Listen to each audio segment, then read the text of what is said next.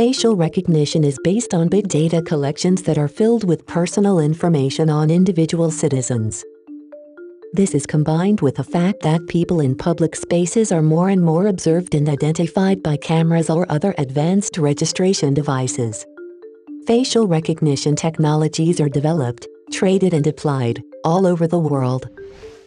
Utrecht University researchers facilitated interdisciplinary conversation about facial recognition technology, addressing some of the challenges arising from international collaboration and governance.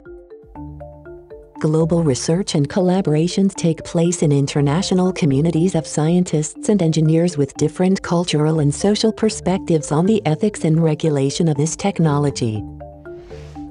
Claudia Ionita, UU Legal Master student, asked the experts, can we develop standards that are time-proof? In terms of being time-proof, in a sense, nobody can really guess what the technology will be able to do in 10 years. But I think it's safe to say that, at least when it comes to face recognition, we will be able to recognize people from their faces. I mean, when the technology first started, like, algorithms started coming out in face recognition even in the 70s. So it's not a new technology. People have been working on it for over 50 years now.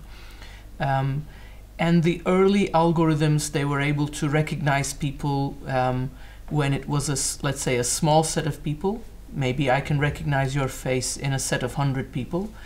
And then when the lighting conditions are good, when I have a frontal face, and when you're not smiling or you're not wearing makeup. Now the technology is advancing, right? So I can recognize your face on a low resolution camera.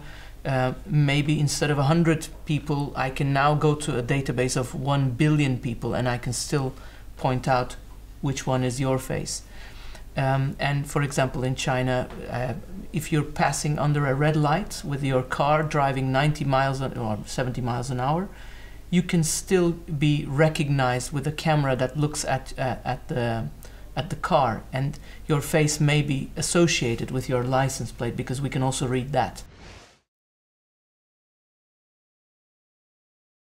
The challenges are very real, especially because these kinds of new technologies, we don't have a lot of experience in how they are actually being used, what kind of impacts they are having on people, and so it makes it difficult to properly identify what is proportionate in this space. The approach that the EU is taking is one to say, don't focus on the technical aspects so much, but rather focus on the intended use. The idea behind this is that ultimately what you're looking to protect is the rights of people, and the rights of people are a right to privacy, a right to having control over your own life, and whether or not this right is being impacted by a particular technology or by the way in which an organization operates is ultimately not really that important. What is important is protecting the rights of the people. And so the idea is to focus on the intended use of the system, to define the technology in a quite a broad way so that new technologies won't easily fall outside of that kind of scope.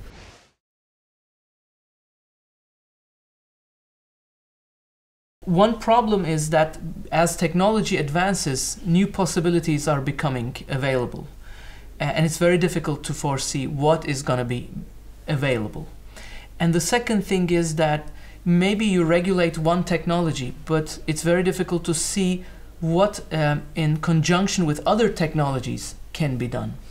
Right? So if I fuse like face recognition with other technologies, and that is a more challenging thing. But on the other hand, regulation is extremely important, and the face recognition technology, the market is growing. It's expected to reach $10 billion in 3 years. So the companies that rely, that want to sell this technology also expect the governments and EU to regulate this technology, because at one point it becomes an issue of trust. It's actually an interesting kind of dilemma, at which point to start regulating something. As I mentioned, when it comes to future-proofing, we are challenged because the technology hasn't been used much. We don't even know exactly where the specific challenges or the specific concerns should lie. So you can't really start regulating before you know what the problem is, but you don't want to allow the problem to become so integrated that it can no longer be really dealt with before we start regulating. In a sense, actually, we have started regulating, or at least thinking about regulating, of AI technologies, including face recognition, in a way earlier than we did with a lot of other kinds of technologies. But I would say it's sort of the right kind of time. The technologies have matured to the point where we can see how they are going to get used, the potential uses. They haven't really been implemented at the kind of scale yet.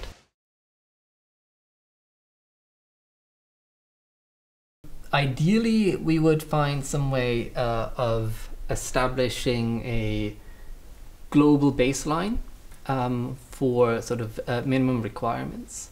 Building on that, we can have culturally dependent additional requirements that are set by government. That way providing guarantees for their citizens that these are actually being used. And all of this is supported by standards that really provide the detailed guidance on how to do these kinds of things. And then between countries, or especially from the point of view of companies or organizations that are using these technologies, to help them in their coordination between things, they can again be using standards where, that can be built into contractual agreements.